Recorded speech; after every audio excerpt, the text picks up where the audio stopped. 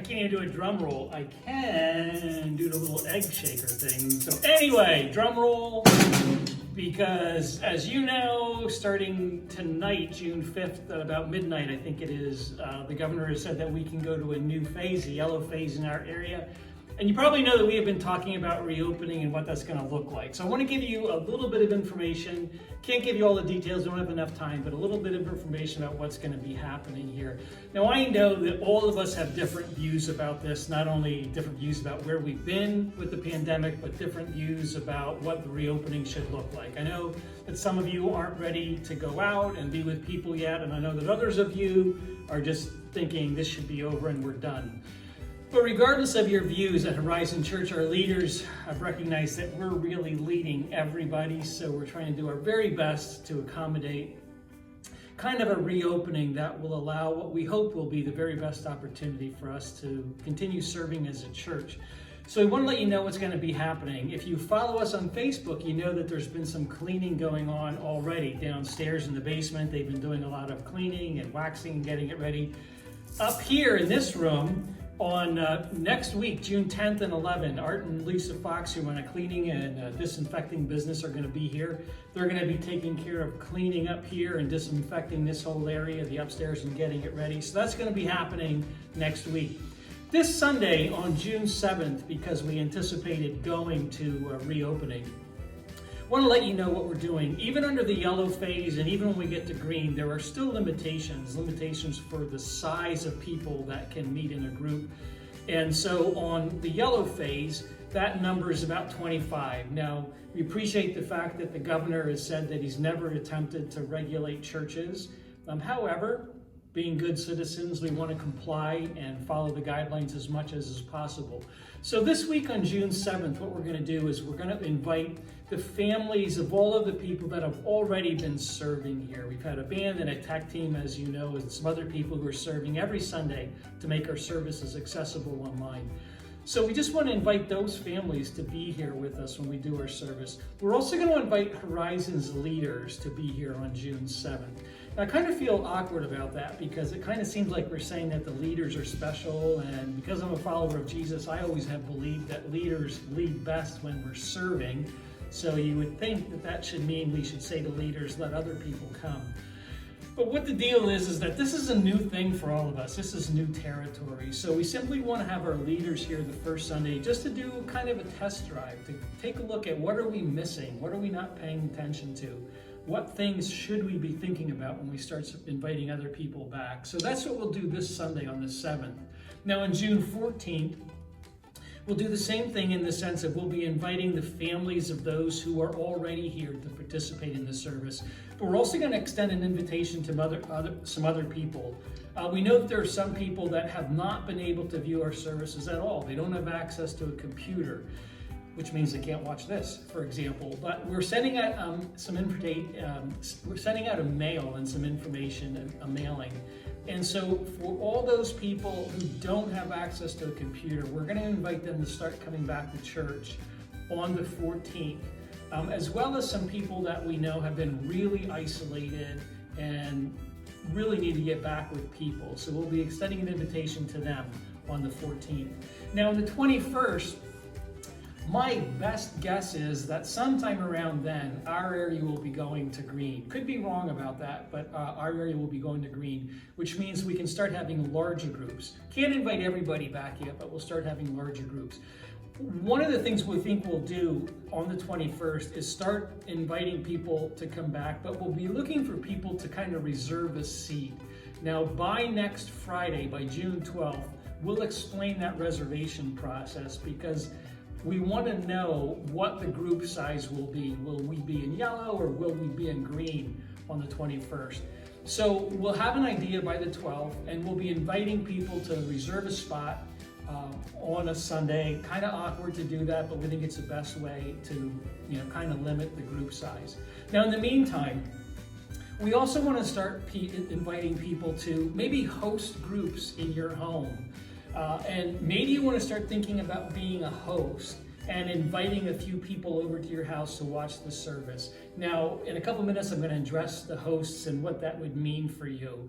You may want to host a viewing party live at 10 o'clock when we do our Sunday morning service, but because the YouTube makes it accessible at any time, maybe you want to invite other people at a time. Maybe some of you are working Sunday mornings and you'd like to invite some people to watch at a different time.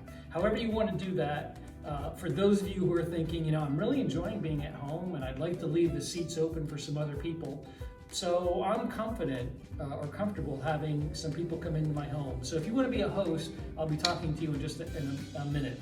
Now, just so you know, even when we start meeting this Sunday, and for at least the next week or two, what we're going to be asking is, we want everybody to wear a mask when you're coming into the building and when you're leaving. That's the time when there's going to be the most interaction.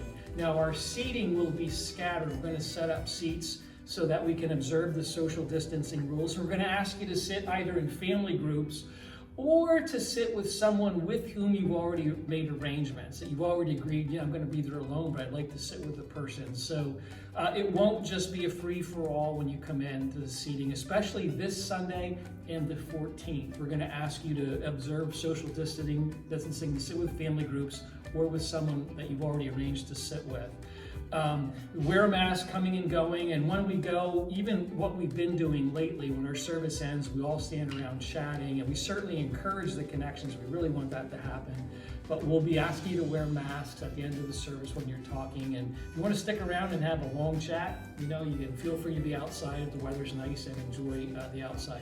I want to let you know also that in addition to the masks coming and going, at least the first 2 weeks we're going to ask you to wear a mask when we sing, which is going to be uncomfortable. You can take your mask off during the message when we're just sitting here, but at least for the next 2 weeks while we're singing, we'll kind of see where the guidelines go after that.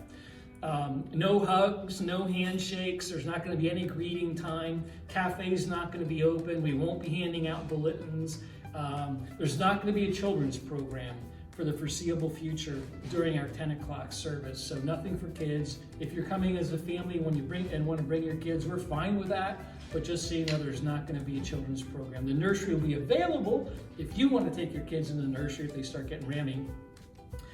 Whatever, you're welcome to do that, but there's not going to be any staffed program. Also, I want to let you know that we're going to have the windows open and we're going to have the AC running, which is terribly inefficient, but that's what we'll do just to keep some airflow. That's what everybody says we should be doing. We do have a lot of hand sanitizer available, and we also know that in like the restrooms, for example, we'll have cleaning wipes available. We're going to ask you just to clean the surfaces that you've touched when you leave real quickly, and we'll try to be working on that cleaning program process for what happens when the building is empty after we've had group meetings. So those are some of the things that are going to be happening. Now, let me talk to you hosts for just a minute. A lot of you who are interested in maybe inviting people to your home to watching the service live. If you'd be interested in doing that, please contact the church office. In the mailing that we are sending out, it'll go out tomorrow, you may not get it until Monday, but in that mailing, there's going to be a response card, and you can let us know if you're willing to be a host, or you can just contact me or the church office. Now, if you want to, maybe you're a host and you would like to just invite people into your home. So you'll be bringing into your home people in your home by invitation, specific people, friends, for example. Or maybe you're saying, you know what, I'd be willing to open it up to some people who, don't have anywhere else to go, and you'd be willing to say, I have a couple spots I'd open up. You can let us know that.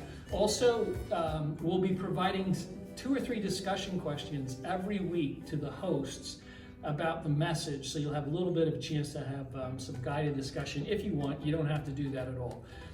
We'll be providing guidelines. I already went over some of those about masks, etc. However, I want to make it clear, it's your house, so please feel free to ask your guests to abide by your rules. If you don't want to ask people to be masked up, we're fine with that. We're not going to police those rules. Your house, your rules that you abide by. Also want to let you know that because we're going to yellow, that small groups can begin meeting here at the church again. We're going to have the guidelines that we ask you to follow, the masks, etc., the social distancing. We'll have some wipes available, so when you leave as a small group, We're expecting that you clean the hard surfaces that you used if you sat at tables or whatever. But those small groups are available. If you want to start scheduling your small group, contact the church office just to let us know what's going to be happening. So a letter's going to go out with all of this spelled out. You'll probably get it either Saturday or Monday.